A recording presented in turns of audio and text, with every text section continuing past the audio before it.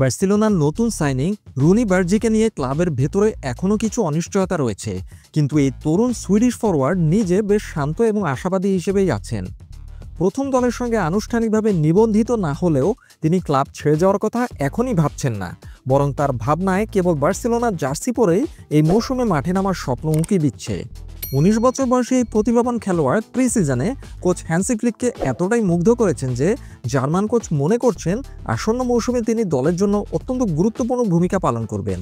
Club তাকে নিবন্ধিত করার ক্ষেত্রে কিছু প্রশাসনিক জটিলতার মুখোমুখি হলেও রুনি বার্জি পুরোপুরি বার্সেলোনার প্রতি মনোযোগী এবং অন্য কোনো ক্লাবে লোনে যাওয়ার কথা ভাবছেনও না। রুনি বার্জির বার্সেলোনা ক্লাবের প্রতি আত্মনিবেদন কতটা তা এরই মধ্যে স্পষ্ট। ক্লাবের সঙ্গে দ্রুত মানিয়ে নেওয়ার ইচ্ছা থেকে তিনি বার্সেলোনার যুব দল বার্সা অ্যাথলেটিকের হয়ে একটি প্রীতি ম্যাচেও অংশ নিয়েছেন এবং তার দল ৩-২ গোলে জয়লাভ করেছে সেই ম্যাচে। রুনি বার্জির কাছের সূত্রগুলো জানিয়েছে তিনি বিশ্বাস করেন যে খুব দ্রুতই সব সমস্যার সমাধান হয়ে যাবে। তিনি আশাবাদী যে বার্সেলোনা ক্লাব তাকে মূল দলের খেলোয়াড় হিসেবে নিবন্ধন করার একটি উপায় খুঁজে বের করবে, যে কোনোভাবেই হোক, যদিও বর্তমানে তার চুক্তিটি রিজার্ভ দলের সঙ্গে রয়েছে।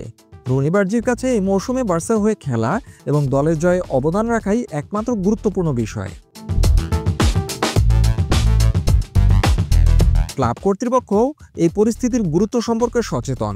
বার্সেলোনা কেবল রুনি বার্জির জন্যই নয়, তরুণ খেলোয়াড় জেরার্ড মার্টিন এবং গোলকিপার ভয়েচেক স্টেইনসনের জন্য দলে জায়গা তৈরি করার চেষ্টা করছে।